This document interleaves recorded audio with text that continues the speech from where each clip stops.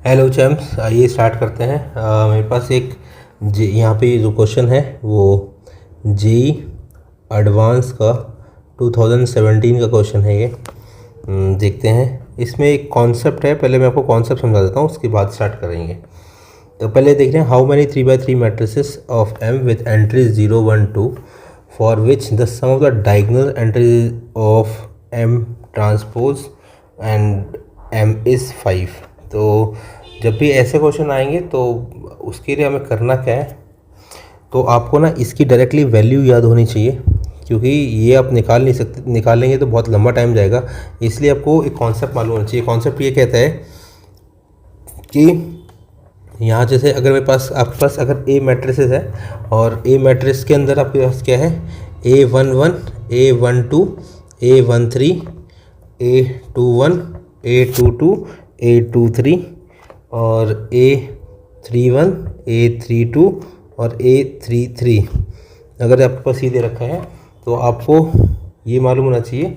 अच्छा, इसने बोला sum of diagonals entries. Sum of diagonal entries का मतलब क्या है, ट्रेसेस।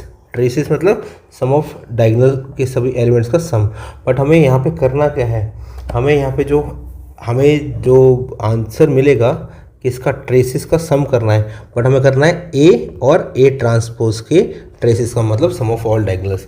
जब आप इन दोनों को ट्रांसपोज करके आंसर निकालेंगे तो आंसर जो आता है वो क्या आता है हमारे पास यहाँ पे, A11 का होल स्क्वायर प्लस A12 का होल स्क्वायर प्लस A13 का होल स्क्वायर प्लस A21 का होल स्क्वायर प्लस A22 का होल स्क्वायर और A32 का होल स्क्वायर 23 का होल स्क्वायर प्लस A31 का होल स्क्वायर प्लस A32 का होल स्क्वायर प्लस A33 का होल स्क्वायर। तो आपके पास यहाँ पे क्या आएगा, आपके पास यहाँ पे आएगा कि यहाँ पे जब भी आपको कोई मैट्रिक्स दे रखी हो और उसमें बोल रखा हो उसने कि ए और ए ट्रांसपोज के ट्रेसेस का सम निकालो, ट्रेसेस के का सम निकालो मतलब सम ऑफ डायगोनल्स निकालो, तो आपको ये फॉर्मेट याद होना चाहिए। क्या है, सभी एलिमेंट्स के स्क्वायर का सम हो जाता है, तो वो आ जाएगा मेरे पास। ठीक है, अब ये अपने जो कॉन्सेप्ट सीख लिया, अब इसका यूज़ करते हैं हम लोग। इसमें कैसे करेंगे देखते हैं। तो मेरे पास यहाँ पे मैट्रिसेस है और मैंने यहाँ पे मान ली एम मैट्रिक्स। तो एम मैट्रिक्स में मान लेता हूँ यहाँ पे। तो एम मैट्रिक्स क्या होगी मेरे पास यहाँ पे, A11 A12 A13 A21 A22 और A23 और A31 और A32 और A33 मैट्रिक्स हो गई। अब इसने हमसे क्या बोला, हमें सम ऑफ डायगोनल एंट्रीज चाहिए, तो पहले ये लिख देते हैं। तो मेरे पास M और M ट्रांसपोज होगा, उसके ट्रेसेस का सम कितना आएगा मेरे पास, A11 हम लोग देख लेते हैं।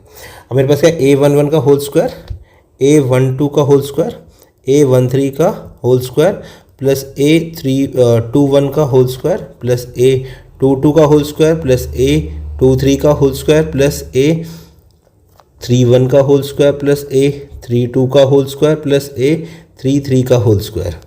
अब यहाँ देखते हैं, अब उसने हमें बोला क्या है, उसने हमें ये बोला है कि जो एंट्रीज हैं इसके अंदर 3x3 क्रॉस मैट्रिसेस में वो 0 1 2 ही आना चाहिए। और एक कंडीशन क्या दे रखी है, एक कंडीशन दे रखी है कि हमें इसका सम भी 5 होना चाहिए।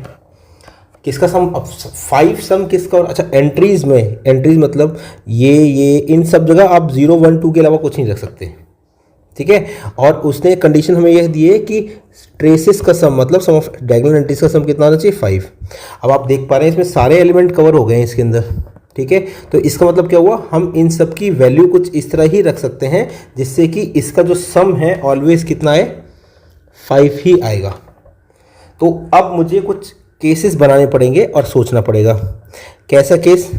अब मुझे कुछ 0 1 2 को ऐसे इस तरह रखना पड़ेगा ताकि सम मेरे पास 5 आ जाए।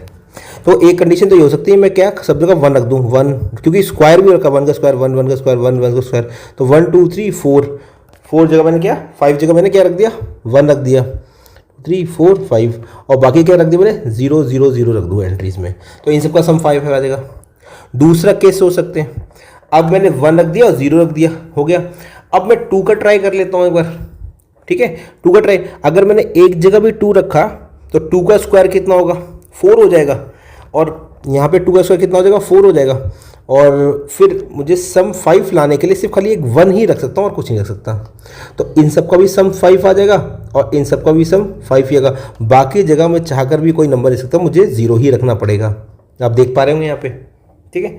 तो और इसके अलावा कोई केसेस और नहीं बनेंगे, क्योंकि आप कुछ भी रखना चाहें तो फिर आपका जो सम होगा वो आप चाहकर भी 2 रखें या फिर 1 रखें, और तो उसमें 5 का सम से ज़्यादा हो जाएगा। ये सम जो होगा ये 5 बड़ा आ जाएगा इन सब का सम। तो चलिए देखते हैं अब इसको सॉल्व करेंगे कैसे। अब इसके अंदर लगेगी पीएनसी वाला, आपने रिपीटेशन वाला फॉर्मूला देखा होगा, याद होगा आपको फॉर्मूला, कि ऑब्लिक और जितने भी रिपीटेशन होते हैं उसको हम लोग नीचे लिख लेते हैं, जितने भी वैल्यू डिजिट रिपीट हो रही हैं। तो हमारे पास एंट्रीज़ कितनी है, पॉसिबल एंट्रीज़ हैं, ठीक है। पॉसिबल एंट्रीज़ कितनी है, 1 2 3 4 5 6 7 8 9 एंट्रीज़ हैं। तो केस वन की मेरे पास 9 एंट्रीज़ है, तो फैक्टोरियल 9 अपॉन रिपीटेशन कितने हैं यहाँ पे जो रिपीटेशन है वो मेरे पास दो रिपीटेशन है, जैसे कि 1 2 3 4 5। 1 जो है वो 5 टाइम रिपीट हो रहा है तो फैक्टोरियल 5, और 0 कितनी बार रिपीट हो रहा है, 1 2 3 4, तो 4 फैक्टोरियल। केस 2 का देख लेते हैं हम लोग, केस 2 का देखेंगे। केस 2 में कितनी एंट्रीज है, वही 9 एंट्रीज है।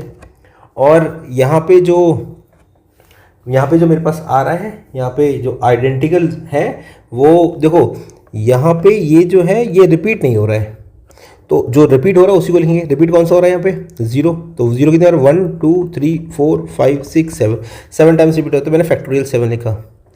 और आप जब इन दोनों को सॉल्व कर लेंगे हम लोग, हमारे पास जब मैं इन दोनों को सॉल्व कर लेंगे तो मेरे पास इसका जो सम होगा, आप सॉल्व करके देखना, इन दोनों को सॉल्व करने के बाद मेरा जो सम आएगा, आंसर आएगा वो आएगा 198। तो मेरा आंसर होगा ऑप्शन ए 198। Thank you.